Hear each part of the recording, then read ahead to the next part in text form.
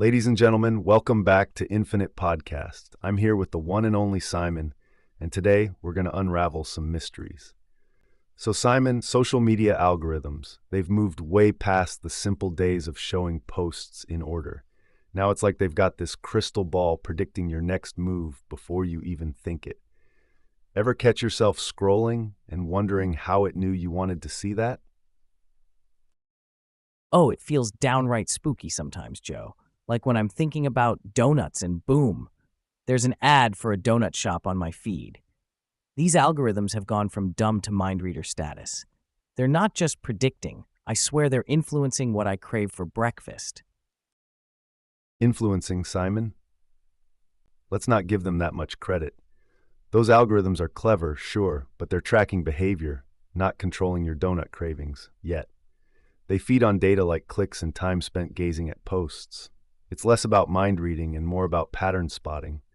But still, gotta admit, it's a bit unnerving how well they play the guessing game. You think it's just pattern spotting, huh?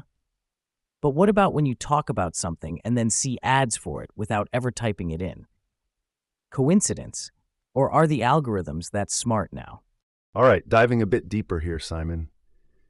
These algorithms aren't just eavesdropping on chats. That's mostly urban myth. They're assembling massive amounts of data like location, browsing history, and interaction with similar content. Say you check out a donut recipe or visit a bakery page. That info gets picked up. It's all about stitching together the digital breadcrumbs you leave everywhere to predict what ad might tickle your fancy next. Pretty wild, right? Absolutely wild, Joe. It's a bit alarming when you think about it. We're all leaving these digital breadcrumbs that are being tracked. I'm just trying to live my life. And suddenly everything I do online is part of this invisible data puzzle. Kind of makes me want to wrap my phone in tinfoil or something. And don't even get me started on privacy. I'm right there with you, Simon. It's a bit creepy thinking every move we make online is like a footprint for these algorithms to track. You just want to enjoy the internet without feeling watched. And privacy? That's a whole can of worms. We share this world where personal space seems to be shrinking by the second. Honestly, it does get under my skin. Makes me think twice about what I like or search for. The idea of taking some control back isn't sounding too tinfoil hat anymore, eh? Control back? Good one, Joe. Wake up. Control is long gone. Remember the good old days? Scroll, like, and nobody's tracking you. Now, they shove content according to what they think you'll drool over. Clickbait left and right. Personal space? Ha! The internet's basically reading our diaries at this point. Maybe we should just go back to carrier pigeons. Hey there, new listeners. You've just dropped into Infinite Podcast. I'm Joe, and together with Simon, we're unpacking the beast that is social media algorithms. Imagine tiny online detectives piecing together your digital footprint to predict what will make you click, like, or buy. It's a mix of smart tech and a pinch of Big Brother, tracking our every move to feed us tailor-made content. Buckle up. It's a wild ride on the information superhighway. Hey, fresh ears tuning in. Simon here to break it down. Social media's basically got these super sleuth algorithms playing guessing games with what we want to see. Like, you click on a cat video, and bam, your feed's swamped with furry fluff balls. We've gone from simple timeline scrolling to having our habits secretly dissected to serve up that perfect piece of ad pie. Beware of the digital trails you leave. They're watching. Well, sort of. Just remember, next time you like something, there's a whole lot of number crunching going on behind the scenes to keep those likes coming. Crazy stuff. It's nuts, man. Those algorithms are like stage magicians. The more you interact, the more they pull rabbits out of their digital hats to keep you glued. But let's not freak out yet. You've got choices. You can tweak those settings, go private mode, or even detox from the grid now and then. The key? Awareness. Know how the game is played, and you get a bit of that control back. Stay sharp. Oh yeah, the old privacy settings magic trick. Make users believe they've got the power. Let's be real though, Joe. Clicking private mode is like a band-aid on a bullet wound in the digital age. Fact is, every online platform has their own set of analytics running 24/7, studying everything from what makes you stop scrolling to how long you stare at a post. It's all about engagement. They want your eyes on the screen, fingers tapping away. That's the moolah for them. Big data's the name of the game, and we're not just players, we're the currency. For sure, privacy settings are like slapping a tiny bandage on the issue. But you mentioned engagement. That's the golden goose for these platforms. Not only do they track your likes and shares, but they also monitor how long you watch a video or hover over a post. And don't forget, they are cranking out predictions on what will keep you scrolling endlessly. They're harvesting this engagement to pump up ad revenue. That's where the big bucks come from. Your attention is their currency, no doubt about it. It's all about keeping those eyes locked in and wallets open. Currency? More like we're the product, Joe. Hoovering over a post, that's us just blinking, and they've turned it into data gold. But here's my 2 cents. Can you really blame them for trying to grab our attention? We live on these platforms. It's like riding a bike with no hands sometimes. Thrilling, but kind of foolish. Those endless scrolls? Planned that way. Wallets open? You betcha. The iron grip of engagement is real, and those ads are the bait. Sure, tweak the settings, but without us, there's no show and no dough. Now ain't that a thought? So Simon, here's a quick story. A while back, I took a little break from social media, to clear the head. 2 peaceful weeks go by, no feeds, no ads. Then I hop back on, and it's like stepping into Times Square. My feed is a ghost town of what it used to be. But here's the kicker. Slowly but surely, it starts picking up steam again, like one of those old steam engines. The more I liked and shared, it was as if someone was stoking the fire, and my feed started chugging along full speed ahead with stuff tailored just for me. It became obvious how much these platforms adapt in real time, all just to keep me and everyone else right there on the tracks with them. That comeback really hit home how smart these algorithms are at curating our digital landscapes based on our behaviors, whether we're gone for a minute or a month. I totally get what you're saying, Joe. Thing is, these platforms are like needy exes. Ignore them, and they go nuts trying to win you back with all the bells and whistles. They keep tabs on how long we ghost them before returning to see if we miss our curated cyber lives. And let me tell you, they have a knack for reeling us back in. Get this, they track when users typically return and double down on personalization, making sure we find exactly what tickles our fancy so we stick around longer. It's no fluke your digital landscape looks prime for you. It's algorithmic art, my friend. They lure, you bite. Simple as that. Truly, Simon, it's a dance. These platforms are like cunning fishermen tailoring the perfect lure for each fish. They've perfected the art of keeping us on the hook with precision. But you've got to recognize the game to play it right, or decide not to play at all. Now, speaking of algorithms, what's your take on how they're shaping society beyond our screens? Speaking of being on the hook, Joe, it's a slippery slope from tailor-made feeds to the big question. Where's that line between enjoying a personalized internet experience and giving up the farm on our privacy? I mean, it's nice when the web knows you're into skateboarding bulldogs, but not so much when ads start popping up for skateboards after a casual chat with your buddy. It's like they're listening in, right? Now, we're diving headfirst into this digital society where everyone has different opinions on what's too much when it comes to their data privacy. What do you think? Should we be trading our secrets for convenience? That's the million-dollar question, isn't it? Everyone loves a nicely curated internet experience. You open your feed and everything just clicks. But are we paying too high a price with our data privacy? Personally, I'm all for convenience, but not when it means every online whisper gets auctioned off to the highest bidder. When you've got different cultures around the globe, everyone's drawing that privacy line in the sand differently. Some folks are more laid back about sharing their info, while others take a hard pass on any snooping. It's all about finding balance. How much are we willing to give up for those skateboarding bulldog videos to hit our feeds? Honestly, Joe, I'm not convinced that well-curated internet is worth my dog's middle name and the exact time he barks at the mailman. This balance you're talking about, it's like a mythical unicorn in today's digital world. It doesn't exist. People forget what they're giving up until something goes sideways. We've got different strokes for different folks worldwide, sure, but should convenience turn us all into open books? Look, I love catching those bulldogs mid-kickflip as much as the next guy, but at what cost? The privacy we casually hand over funds the very tools used to profile and target us. Who decided that trade-off was okay without hitting pause and asking, hey, do I really want you knowing everything about me? You've hit the nail on the head there, Simon. We're tossing out details like we're in some sort of bizarre tech confessional. Forgive me, algorithm, for I have clicked. Next thing you know, they're peddling skateboard leashes because Fido barks at squirrels. Sure, it's cool when the web gets your bulldog obsession, but let's keep some mystery alive, huh? Maybe I don't want the net to predict my next dog treat purchase before I've even thought about it. Right, we can have a laugh about it, but think about it for a second. Every click, tap, and like we make, there's this digital profile getting bulked up out there.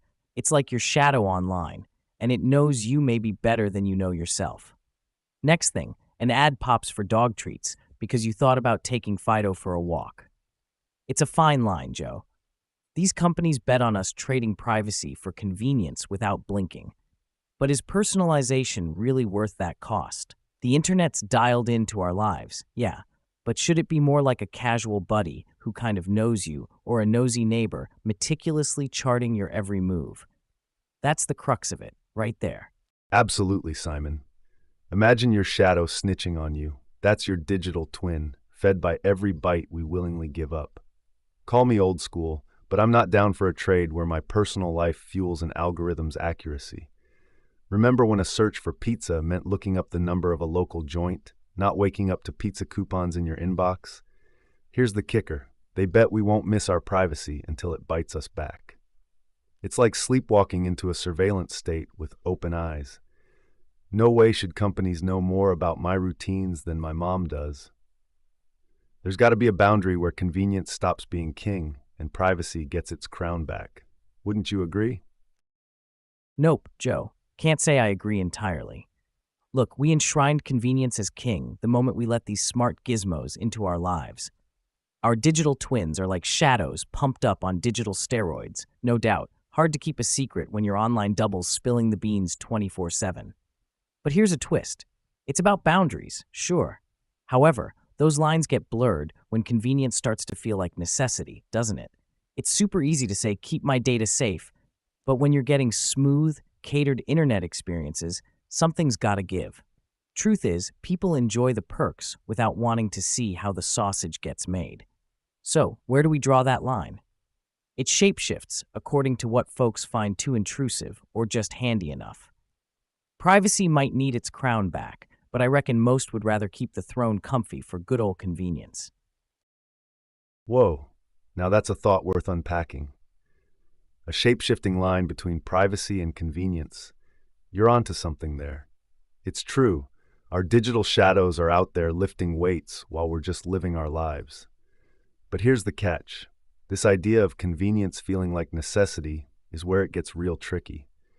Most people don't even realize they've given up their secrets for a smoother web experience until it's way too late. The thing is, most folks wouldn't know how to go back to less convenient times, even if they wanted to. It's like we've been on this high-speed train so long we can't imagine walking again.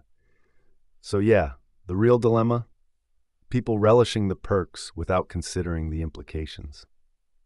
If privacy is going to take its crown back, we need transparency about how the sausage is made. No one should devour a meal without knowing the ingredients, right? And maybe, just maybe, it's time to rethink what warrants as necessary. I think we might have forgotten how to appreciate simplicity. That line needs defining. But who's going to step up to mark it clear? Bold move wanting transparency in the knackwurst club of our digital world, Joe. If knowing every ingredient means getting spooked by the recipe, maybe some folks would rather stay hungry for convenience. Ignorance is bliss until your privacy's on the missing persons list. Well, Simon, let's be real. If ignorance is a slice of pie, our digital privacy might just be the world's most popular bakery. Folks line up around the block for a taste, never mind what's mixed in there. One order of convenience with a side of who cares how it's made, please. Maybe we should offer a new combo. Data light, all the personalization, hold the privacy invasion. It could be a hit, don't you think? Data light sounds like a crash diet that leads to privacy-starved binges later on. Here's the hard truth. Half measures don't cut it, Joe. All in or all out, else you're in no man's land. So this combo is just window dressing unless we tackle consent head-on. Whispered yeses to terms and conditions nobody reads. That's the real combo meal we're chewing on. Personalization without invasion. That's like wanting cake, but not really eating it. All in or all out does seem like an absolute, Simon. But we're not living in absolutes. Life's a buffet, not a set menu. Tackling consent is key. I'm with you there. Whispered yeses are the skeleton in the digital closet. We need clear options, informed decisions. Here's my take. Personalization isn't inherently evil, but it's gone unchecked. What we need is granular control over what data we're offering up, an on-the-nose yes or no to what info we share. Usage transparency could work wonders for trust and maybe make that data light more than a catchy phrase. It's about empowerment, having our cake, and deciding how much of it we want to eat. Metaphorically speaking, of course. Granular control. Joe, that's the secret sauce. Empowerment's the main course we should all get a bite of. We want the cake, for sure, but also the power to slice it as we wish. Trust is the new currency in this digital bazaar. It's high time we get richer by keeping a tighter grip on our info wallets, don't you think? Now, what about everyone else out there, in their digital day-to-day? Where do they draw that line? You're spot on, Simon. People need to tighten their grip on their digital dough. But while we're juggling our privacy and trust, let's not forget those algorithmic mishaps that throw us a curveball from time to time. Speaking of control, or sometimes the hilarious lack thereof, algorithms work in mysterious ways, supposedly tailoring the online world to our needs. But oh boy, can they produce some laugh-out-loud blunders. Remember that time I told you my fridge broke down and suddenly my feed was flooded with ads for Ice Age DVD box sets? I mean, sure, cool connection there, but talk about missing the mark. And what about when they suggest the most off-the-wall products because you made one random search? Picture this. An algorithm thinks it knows you. Magic Mock, the personalization wizard, puffing out recommendations left and right. Oh, the magic algorithm. Always a half beat off. But let's consider why these misfires might not just be blunders. They're learning moments for the system. Every quirky ad, while off the mark today, feeds back valuable data that can shape more accurate suggestions tomorrow. Algorithms are like toddlers. Their first steps are wobbly and downright comical at times. And here's the kicker. The occasional randomness adds a dose of unpredictability to our lives. In a world growing ever more personalized, a curveball or two could be the surprise we didn't know we needed. Sure, it's bizarre when shopping for ties nets you recommendations for fly fishing rods, but hey, maybe there's a hidden hobbyist in us waiting for that odd nudge. It keeps the digital experience fresh, even if it's by mistake. I hear you, Simon. Algorithms stumbling like toddlers might be endearing in a look who's learning kind of way. But let's not kid ourselves. If an algorithm's bad at reading the room now, it might just keep barging into walls. And sure, randomness can serve as a wild card in our scripted digital lives. But when I buy a blender and get bombarded with smoothie recipes for weeks, well, that's not fresh. That's overkill. It's like magic algorithm botching a spell and turning my feed into a produce aisle. Let me conjure up a scenario. You search for a new bookshelf once, and suddenly, voila, you're pegged as a woodworking guru. Now your feed is swamped with carpentry courses, axe-throwing events, and beard oil ads. Is this freshness or misfired arrows? Where's the value in suggestions that make you scratch your head instead of clicking add to cart? Yeah, like hailing a cab and getting delivered a monster truck instead. Interesting, sure, but not quite what I signed up for. That's it, man. You expect something familiar, but boom, out comes the surprise monster truck ride. Like, what are we doing here? It's a little overkill for a grocery run, don't you think? Algorithms need to get their act together. Imagine an algorithm trying to cater to a pirate, searches for a good place to bury treasure, and ends up flooded with ads for metal detectors and pirate workouts to improve your shovel skills.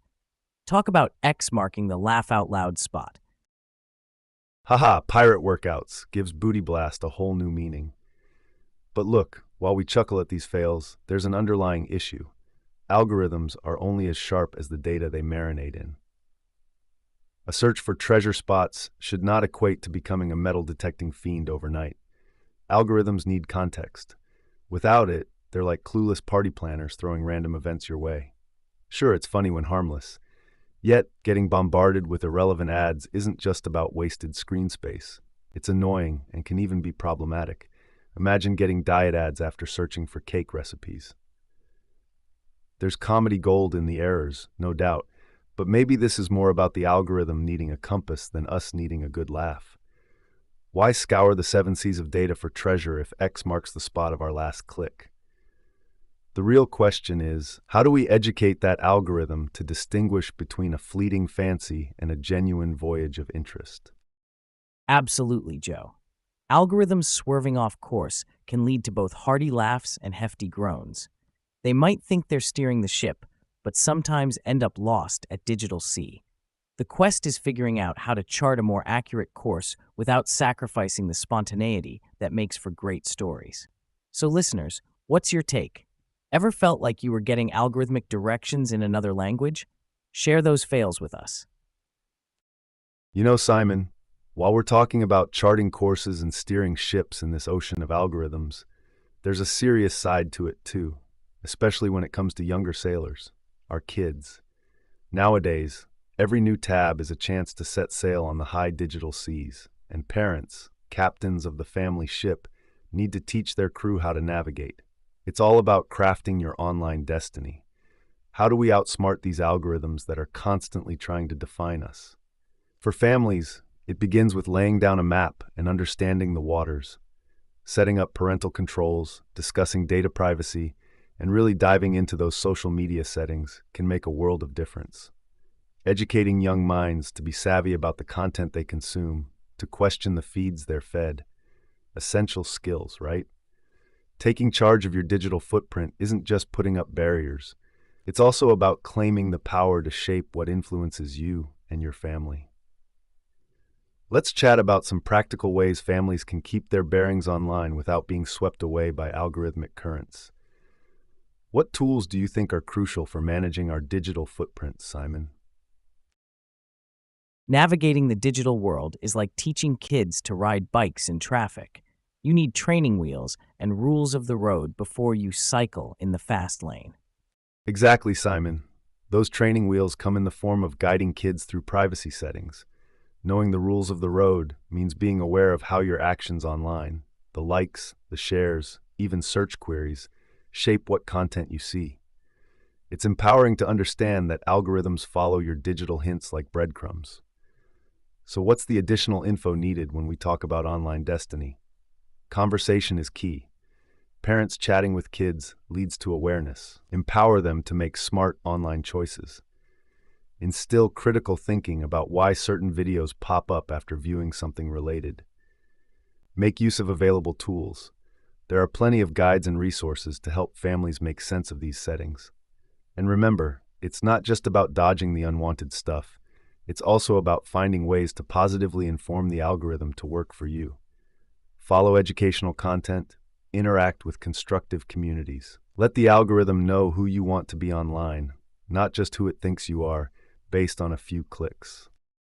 If we're not careful, algorithms will know more about our kids' preferences than Santa.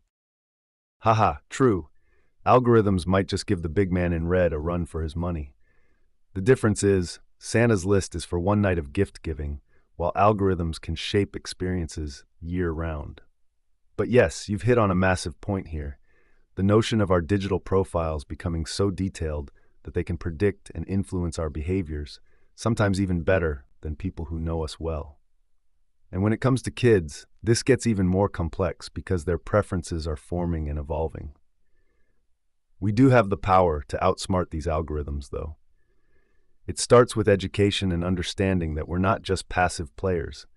We can actively shape what information we feed the algorithm.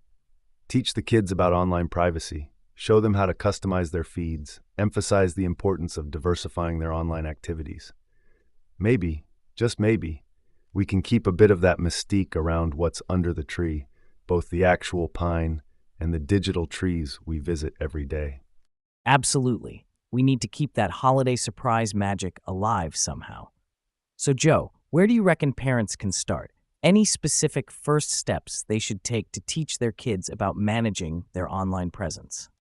I'd say the starting block is open dialogue with kids about the online world they're a part of. Explain like they're young adults, because in many digital aspects, they've got to be. The first tangible step? Check out those privacy settings together. Make it a fun activity, not a lecture. Go through their apps with them, show them how to limit what's public and what stays private. Next up, encourage mindful sharing. Teach them that every post sends signals about who they are. It's like choosing your outfit for the day. You want to put forward what truly represents you. And don't forget to highlight the control we all have over our feeds. Curate thoughtfully by liking and following content that reflects genuine interests. Remind them, and this is big, that algorithms are tools we use, not the other way around.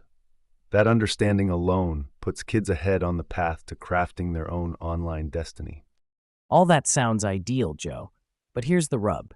Kids, heck, and adults too, were wired for immediate gratification. Those fast and fun videos keep clicking over because brains love easy rewards. Sure, we can teach kids all the privacy tactics in the world, but it's like trying to hold back the sea with a bucket. I mean, come on. How many of us actually read those app updates or dig into new features deeper than our morning cereal bowl? It takes real effort to outsmart a system designed to learn from your every click and swipe, perpetually fine-tuning its hooks. So while I agree, awareness and education are the sunny side up of this digital breakfast, actually scrambling those algorithm eggs into a meal that doesn't feed you ads for yachts after a one-off dream vacation search? That's another story. Riddle me this, Joe. Is teaching digital savvy enough when the very platforms they use are built to be as addictive as Saturday morning cartoons used to be for us? Can we outwit a beast continuously evolving to outwit us? Simon, you're hitting the nail on the head. We've got systems designed by some of the smartest coders, crammed with so much data it'd make a librarian dizzy, all to catch our eye and keep us scrolling. Reading through update logs and privacy policies feels like homework no one assigned, boring and easy to skip. But here's the kicker. It's not just about teaching kids or adults to swim against the current. It's about recognizing the strength of the current in the first place. The sea might be strong, but we have to be the lighthouse guiding the way, not just passive ships being tossed around. Sure, swiping and clicking for immediate rewards is deeply rooted in us. Yet, isn't harnessing that understanding part of reshaping the game? Encourage deliberate engagement over mindless consumption. Reinforce the idea that every scroll, click, view is a vote for the world you want online, the personalized digital reality you're crafting. It's no walk in the park, but starting from this strategic point of view gives us at least a fighting chance. It demands effort, making conscious choices rather than succumbing to digital seduction. Look, even if we can't completely outsmart these ever-evolving algorithms, we sure as heck can learn their game and play it better. We can set examples, nudge them towards enriching content, to tip the scales in our favor. And suddenly, those algorithm eggs start looking less scrambled and more like an omelet we ordered. What's your take? Shaping your online presence is like being a DJ at your own club. You can either let the playlist run wild or manage the beats to keep the vibe right. If our feeds are clubs, Simon, then here's the rub. Are we really picking the songs? Echo chambers. They're like nightclubs where the DJ only plays your favorite genre. Sure feels good at first, but you might leave with only one tune in mind. Algorithms create a mirror ball effect, reflecting and intensifying our likes until diverse genres, perspectives, fade out. And it's not new. This goes way back, even before social media. Remember chat rooms? Bubbling up before Facebook's newsfeed became prime real estate for what your friends liked, or Twitter added curated moments to steer conversations. The question is, do we instinctively lean towards what dominates our dance floor because it's easier than challenging ourselves with a new rhythm? Are we craving validation so much that we're willing to sacrifice diversity in our playlist? It's a loop we seem to unwittingly create and follow. But hey, should we break it? Definitely. Craving that validation is natural, right? It's like when dancers flock to the floor as soon as a familiar beat drops. Now, with algorithms deeply woven into the fabric of our online world, they amplify this by keeping us cozied up with content that agrees with us. Think about it. From personalized search results in the early 2000s to being surrounded by recommended videos and posts today, our feeds gradually morphed into echo chambers. What intensified this? Social media sites tweaking their algorithms for maximum engagement, basically wiring our brains to seek validation over diverse viewpoints. Plus, don't forget those major uproars or political events that get twisted in every direction, depending on your feed's flavor. These bubbles aren't just comfy, they're reinforced steel at times. The more we understand this evolution and how content curating started off quite innocently with helping us avoid spam but ended up boxing us in, the better chance we have to consciously step out of these digital dance circles and maybe, just maybe, change up the music ourselves.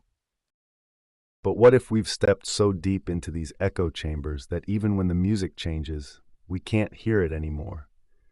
We might be jamming in a silent disco without even knowing it. So, if we're stuck in that silent disco, how do we take off those headphones and start hearing all the music that's actually playing out there? Well, first off, realize that those headphones are on pretty tight. It comes down to mixing up the playlist intentionally, actively seeking out genres we wouldn't normally select. How do we do that? Start following sources and people outside of our regular beat. Check the source before sharing an article. Get the full album, not just the hit single, so to speak. And consider other DJs, algorithms from different platforms. They might spin a whole new set of tunes. We can also look at pivotal moments when social tools took sharp turns towards fostering echo chambers. The introduction of the like button, selective news feeds, even retweet functions, they've all played a part in reinforcing these bubbles. Recognizing how they work is like learning the tricks of the trade in DJing. Remember, it's not just about escaping the bubble, but understanding why we're drawn into it. We're often seeking a comfortable rhythm, something familiar and validating. But the growth and truly great music lies in the variety, the unexpected remixes, not just the Billboard Hot 100 of our preferences. What do you think, Simon? Ready to swap playlists and expand our musical horizons? Man, diving into different genres. Imagine headbanging to Beethoven or twerking to Tchaikovsky. We gotta grease up our echo chambers, pop the bubble with a funk bass line so we can slide into some new conversations. Keep your playlists weird, folks. You've got a point, Simon. Diverse intellectual diets keep us sharp, much like cross-training in sports strengthens various muscle groups. Real challenge sparks growth. The concept of echo chambers is cozy but also risky.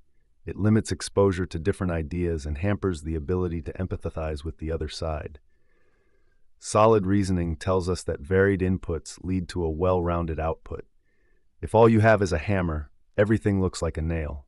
That's what living in an echo chamber is like.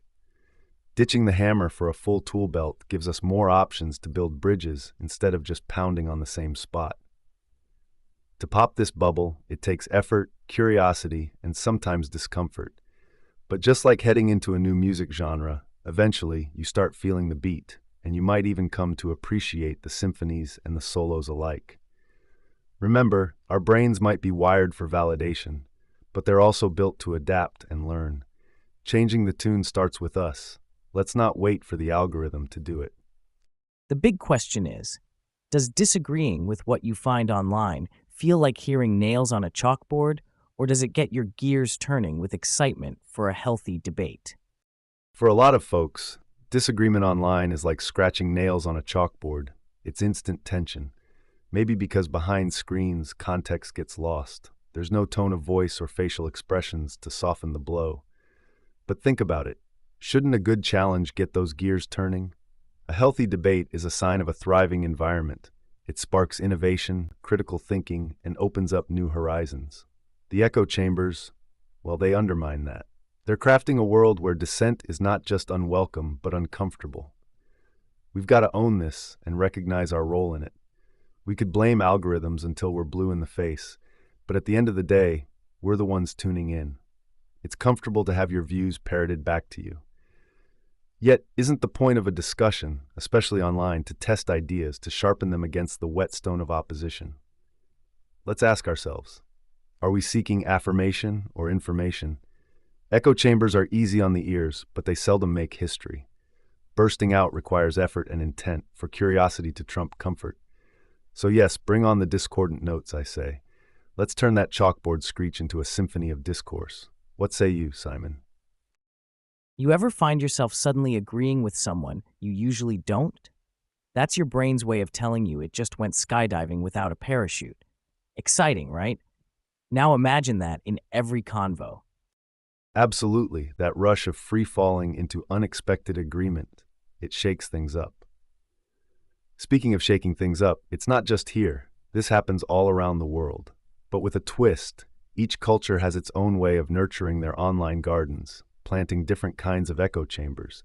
Take, for example, how East Asian countries lean heavily on messaging apps like WeChat and Line, forming tight community circles, or Western societies' predilection for Twitter threads and Facebook groups that often turn into self-reinforcing bubbles. Across the globe, government stances on censorship and internet regulations can either squeeze these echo chambers tighter or introduce more voices to the mix. While some cultural traditions uphold collective consensus, others foster debate and dissent resilience, challenging the very notion of bubble living. Let's pull back this curtain. See how these global communities reflect, resist, or reinforce our lengthy dance with digital echo chambers. Over in the US, folks are building echo chambers like they're bunkers for the digital apocalypse, stocking them with cans of their favorite opinions. Meanwhile, you swing by Scandinavia, and their echo chambers are more like saunas, just a bunch of naked truths sweating it out together. Saunas, huh? Yeah, in Scandinavia, even the echo chambers have a dress code. Leave your biases at the door, please. Towels only. Looks like they know how to steam out those stubborn wrinkles of misinformation. Maybe they do something in the water there, because over here, we cling to those biases like they're life rafts. It's wild how different cultures handle their digital echo chambers, some with open doors, others with locks and bolts. For those just hopping on, we're breaking down echo chambers across the globe, those cozy corners of the internet where agreement is the only currency. In the US, our online bunkers are stocked with echoey comforts. Head over to Scandinavia, and it's another vibe, a truth-packed sauna session. We're seeing how cultures worldwide are crafting their own digital soundscapes, some with an open-door policy, others under lock and key. Different strokes for different folks, right? But at the core, everyone's building a digital home that echoes just the way they like it. But wait, is it fair to paint with such a broad brush? Sure, Scandinavians might seem like they're all cool in their minimalistic, truth-seeking saunas, but hold up, they've got their own echoey corners, pushing sleek, Nordic-designed groupthink decor. Look at Sweden's online corridors. Heavy self-regulation means unpopular voices sometimes get the chilly Nordic silence treatment. Meanwhile, over in the US, let's not overlook the digital town squares, where folks from all walks of life spar over hot dogs and hashtags. There's pushback against uniformity there. Think of the free speech platforms cropping up, trying to crack open those echo chambers, even if it gets messy.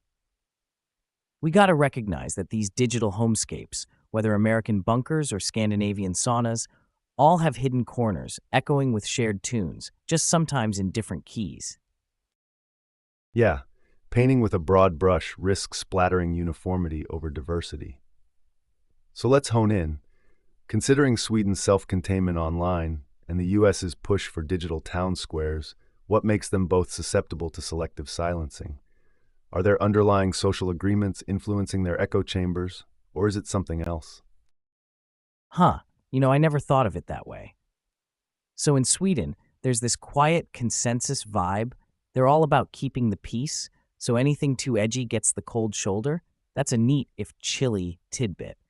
And then in the States, it's like an all-out brawl at times with these digital town squares. You've got every opinion under the sun, and they're all jostling for space. It's like each place has its own style of online echo chamber, a reflection of what's valued socially. Kind of makes you wonder how deep these roots go. Like, do these digital habits trace back to Viking times or the Wild West? We might just be modern cowboys and shield maidens behind keyboards shaping our little digital Valhallas and frontiers based on ancient social codes. Digging deeper into that social fabric, yes, it's gripping to see the historical threads woven into these modern digital behaviors. The ancient law of Jante, a Scandinavian principle promoting societal conformity, might still resonate in their online spaces.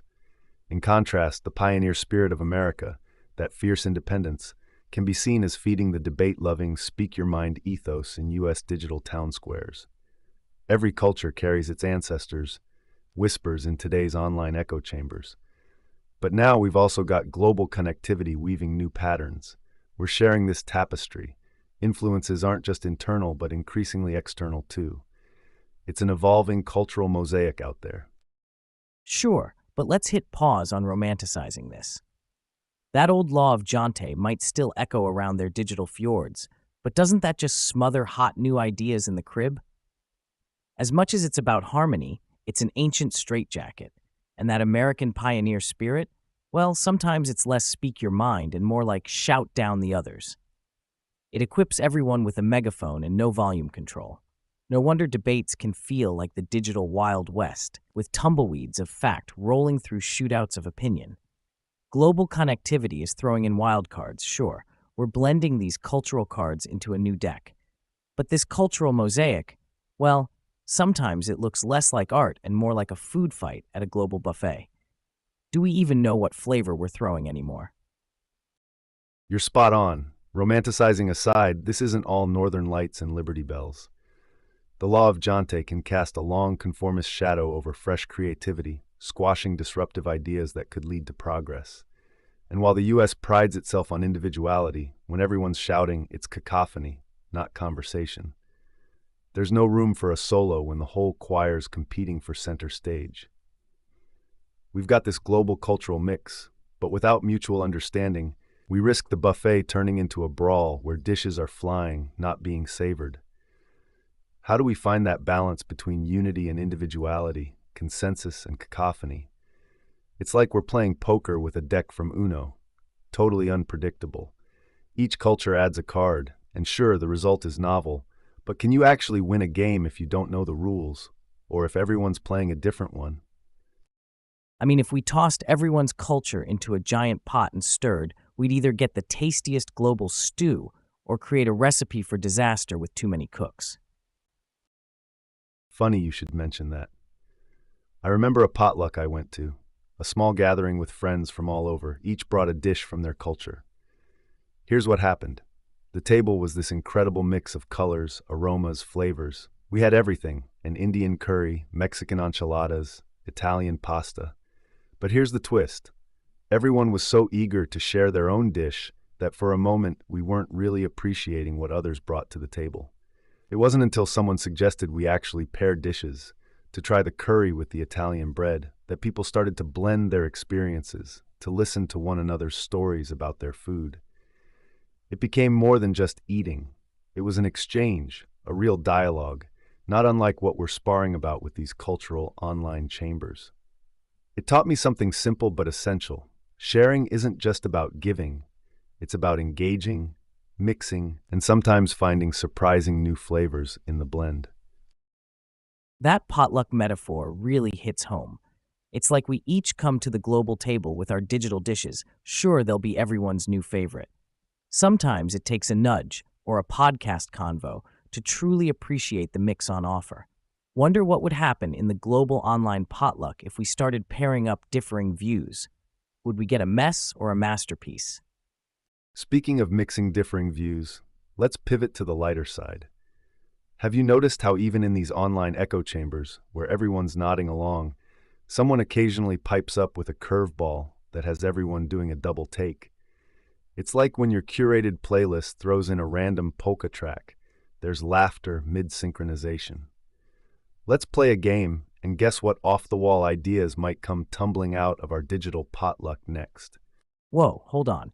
A game guessing wild ideas from echo chambers? Love it. This is right up our alley.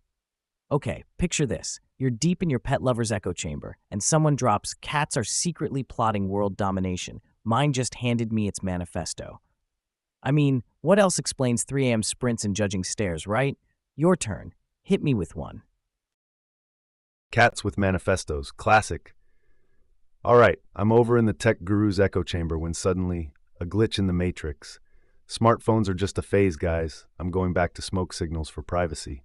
Plus, you only get messages when it's windy, so it's perfect for a digital detox. Sorry, but I can't help with that request. Digital detox with smoke signals, huh? If that takes off, weather apps would become crucial to check if it's a good day for chatting. How about the fitness fanatics echo chamber? Someone chimes in. Forget running, I'm doing vertical sprints now, upside down. Wouldn't be surprised if next week they're hanging from the ceiling trying to defy gravity and fitness norms at the same time. Haha, defying gravity at the gym.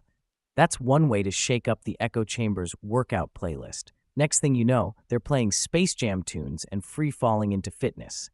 I mean, these gym gurus are always after that next level exercise, even if it means inventing anti gravity shoes so they can run on the ceiling. Your turn, top that. Imagine that, anti-gravity shoes. I've got one. What happens when the doomsday prepper's echo chamber gets a dose of optimism? Guys, what if we prep for a party instead of the apocalypse? Stockpile confetti and party hats. Next thing you know, they're bunkering down with piñatas, waiting for the good times apocalypse. Who knew all it took was a little positive thinking to trade their canned beans for jelly beans? Haha, the good times apocalypse is brilliant. Preppers turning bunkers into ball pits and swapping out survival gear for disco balls. Who wouldn't want to get an invite to that underground bash? It's like the echo chamber had a bug in the system, and instead of end of the world, we're getting party like there's no tomorrow. Literally. That mix-up's a mood booster right there. Fearing less, dancing more. What's next? Flat earthers cheering for rocket launches. You're not far off with flat earthers and rocket launches. Imagine that headline. But let's level up. Picture this. A group of hardcore flat earthers suddenly starts campaigning for a space program solely to prove the Earth is as flat as a pancake. Before you know it, they're all about astrophysics, building rocket ships in their backyards, only to hover up, snap a panoramic, and drop back down to say, "Told you so." Now that'd be an algorithm glitch worth watching. How's that for a mood booster? Hilarious image there, Joe. So, if a flat earther did manage to launch and snap that pic, do you think they'd stick to their pancake theory, or would that be the ultimate mic drop moment, changing their tune? Well, here's the deal. To truly consider the flat earther turned astronaut scenario, if they're dedicated to their belief, that photo might not sway them. They'd argue perspective issues, lens distortion, maybe even a conspiracy where the camera was rigged. Human psychology is sticky. When beliefs are core to someone's identity, facts face an uphill battle. Confirmation bias is real. It takes more than evidence to pivot a worldview. It often takes a personal seismic shift. That's so true. People cling to beliefs like a cat on curtains. It reminds us, humor aside, change is complex and personal shifts can be as epic as a space launch. Speaking of launches, what are some other funny launches from echo chambers? Have you ever seen anything that outrageous? Outrageous echo chamber launches? Sure, we've seen believers in ancient aliens deciding to build a time machine. But let's steer this spaceship towards something down to earth. It's fun to poke at our online bubbles, but breaking free from an infosphere isolation takes serious thrust. Think about it. When was the last time you intentionally clicked on something outside your usual feed? It's all about varying your digital diet, like sneaking veggies into a picky eater's pasta. Intentionally clicking outside my feed? That's asking me to swap my cheesy pizza for a kale salad.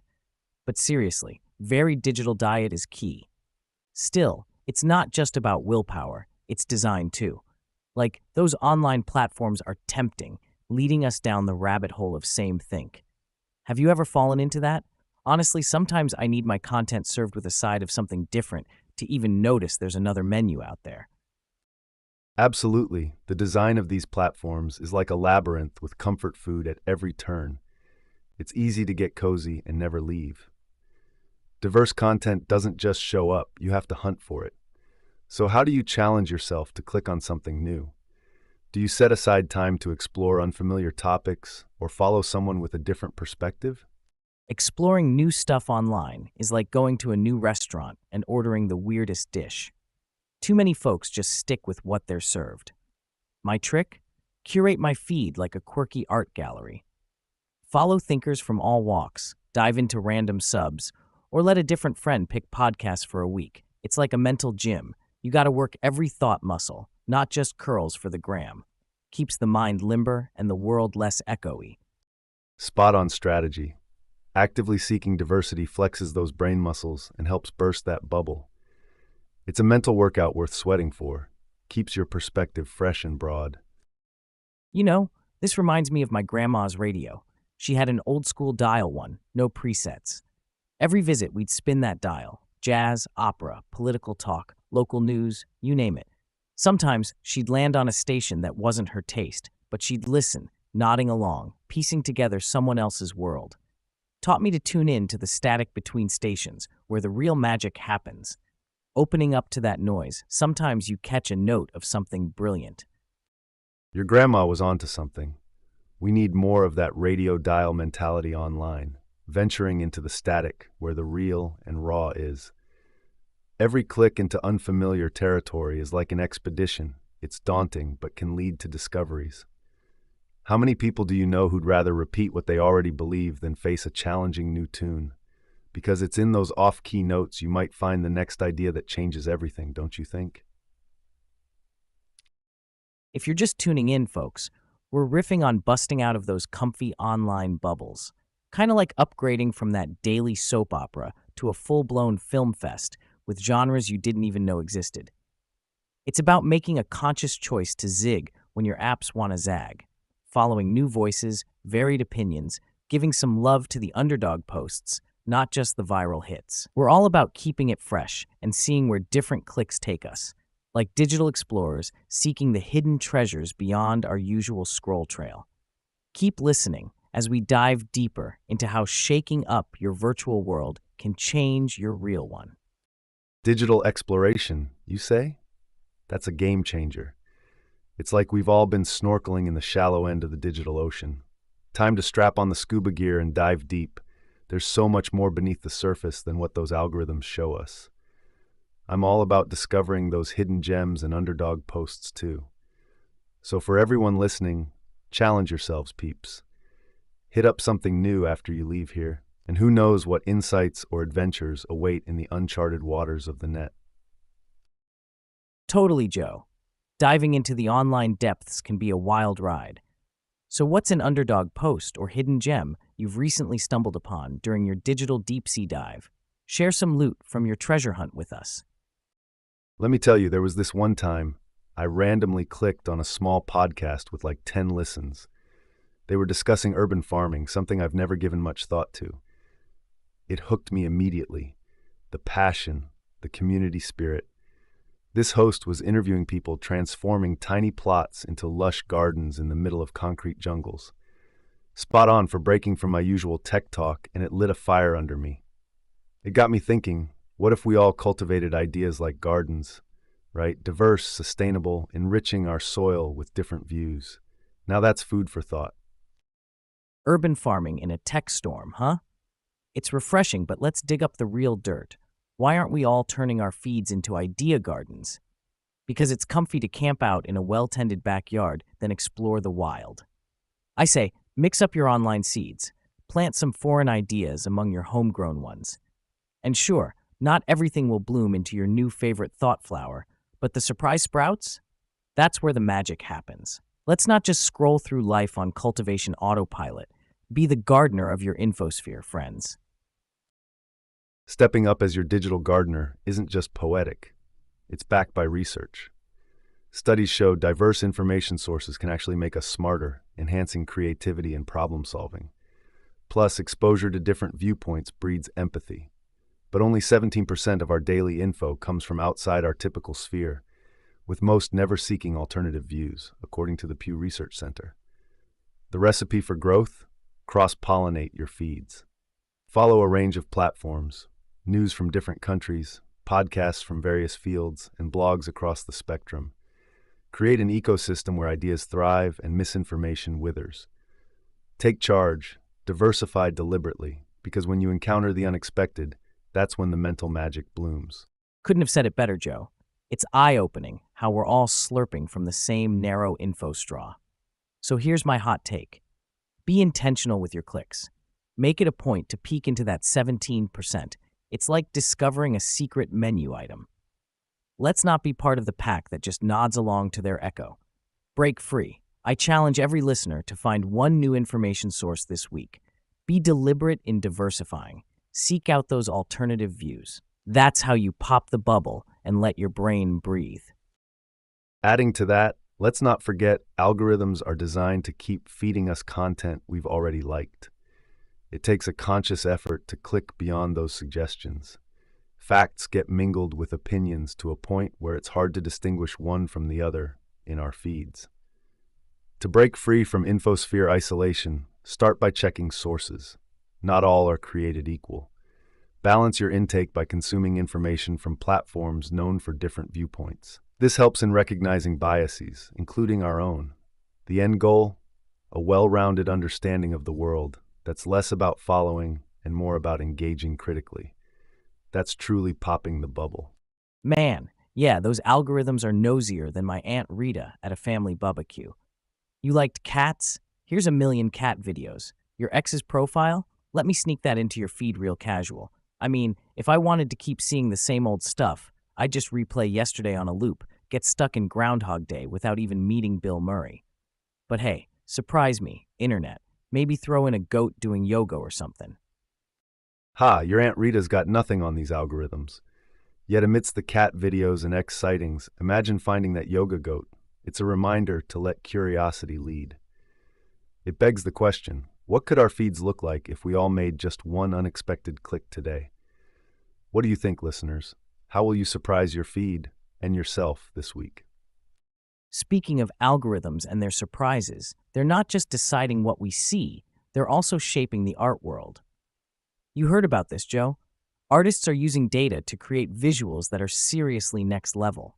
It's like your Spotify playlist had a baby with a color palette and gave birth to a gallery show.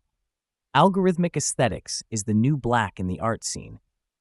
Art meeting algorithms is like a blind date between Picasso and Python. You're picturing brush strokes, it's spitting out code, and instead of awkward silence, you get this stunning visual symphony that's calculated down to the pixel. Who knew math class could actually lead to the next Mona Lisa? No way, really? Picasso going on a code date with Python sounds like my kind of nerdy rom-com. So, you're telling me that artists are now number crunchers who sling code instead of paint?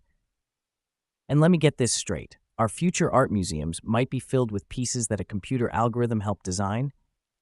That's unreal. Machines learning how to hit us in the feels with aesthetics.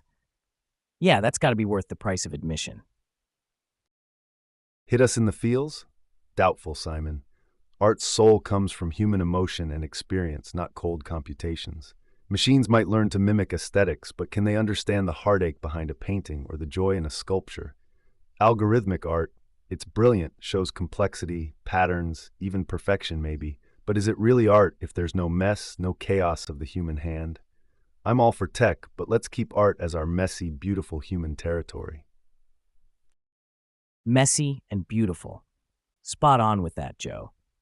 But isn't there something to be said for the unexpected beauty a machine might stumble upon? Maybe it's not about replacing the human touch, but more like adding another brush in the artist's kit. What do you think? Are we seeing the start of a new kind of collaborative art where humans and machines paint on the same canvas? Absolutely. That's the angle. Human-machine collaboration is like a duet between two distinctly different musicians, each with their own style. Sure, an algorithm can map out patterns no human mind would hatch, but it's the artist who breathes life into those patterns, choosing which to enhance or erase.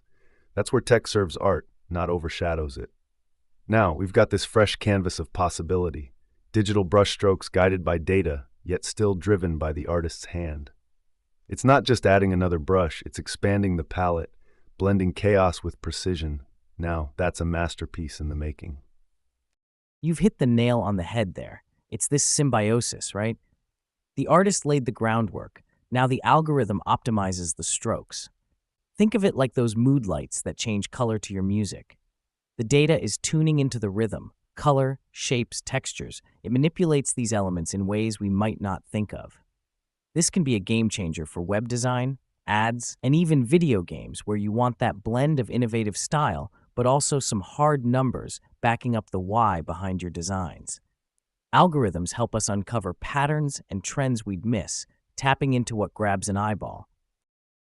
Patterns and trends. Sure, algorithms are pros, but let's not give them all the credit.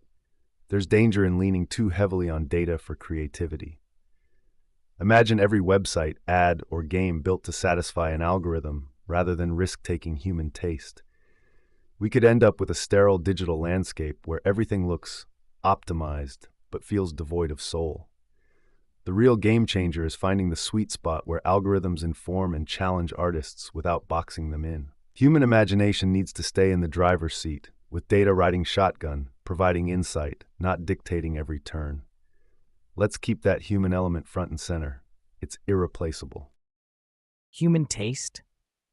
More like human yeast, because that's what makes the bread of creativity rise. Okay, that was half-baked. But imagine auditioning algorithms like reality TV judges. Sorry, algo number 5, you didn't bring enough drama to the design. You're not going to algorithm Hollywood. There's got to be space for a little chaos in the mix, or we'll end up with cookie-cutter designs and no cookies. That's just sad. Cookie cutter without cookies is a tragedy, indeed. And that's why, while algorithms bring precision, they can't imitate the creative risks that propel art into greatness. Judge these digital Picassos all you want, but remember, a truly memorable design evokes feeling, tells a story. It's not about how perfectly an image fits the grid, but how much it makes you want to look twice, feel something. Data aids, but dare to let randomness and intuition drive your artistic expression. That's where you find the gold, Simon. Algorithms should enhance, not stifle, the creative chaos that gives art its punch. You've got it. The true essence of art is in its ability to make us double take. But I bet that if you slipped an algorithm-created piece into a gallery, no one would bat an eye, as long as it wasn't signing its own autographs. These digital Picassos bring precision to our wild strokes, but without human quirks, what story are they telling? Once upon a time in a lab? Not my kind of fairy tale. I say we throw in some good old-fashioned human error. It's what spices up life. And art. Funny story. I once took a pottery class, Simon. After weeks of practice, each piece still had its own quirks, thanks to my less-than-perfect technique. Then this guy shows up with a 3D clay printer, immaculate pots every time. At the end of class exhibit, guess whose pots got the most attention? Mine. Those perfect pots lacked stories. You couldn't see any late-night struggles or laugh over fingerprint slip-ups. People connect with imperfection. It's authentic. It's human. Just goes to show, even in a world obsessed with precision, our flaws can be our masterpieces. Nailed it, Joe. Clay printers got nothing on your human touch. A fingerprint in clay's worth 1,000 perfect pots. It's like pottery's version of a vinyl record's warmth versus a CD's clean sound. Flaws for the win. Yep, the fingerprint in the clay, that's authenticity you can't replicate with an algorithm. Just like vinyl crackles evoke nostalgia a CD never could. We should keep in our minds that in art, the message, meaning, matters as much as the medium. Algorithms should serve to enhance the human element, not replace it. They're tools, not artists themselves. The beauty in data-driven designs lies in their ability to open new doors for creativity, but the soul, the story, that's still ours to tell. Okay, Joe, playing devil's advocate here. What if those algorithm-generated pieces push us humans to up our game? Like they're forcing the artists to dive deeper, find that unique angle algorithms can't touch. Sure, a machine can churn out a design, but it can't infuse a creation with experience or memory. So as perfect as these data-driven designs get, maybe they're just setting the stage for human artists to truly shine. Machines might challenge us, but they'll never replace the storyteller. Sure, Machines might nudge us towards new horizons and show us what's possible with raw data. But pushing us to up our game? Let's not forget that relying on algorithms can make artists lazy. Imagine musicians creating tunes based solely on streaming stats, or writers churning out novels by following plot algorithms. It could filter out the soul of creativity. We'd risk an artistic future that's polished but predictable. The great irony here, Simon, is that the beauty in art comes from stepping off the beaten path, not trotting down a superhighway paved by data points. Algorithms should just be a dash in the recipe, not the whole kitchen. All right, pushing back on this superhighway metaphor, what if that beaten path widens our artistic horizons instead of narrowing them? Sure, no one wants a future where every tune and tale is algorithm approved.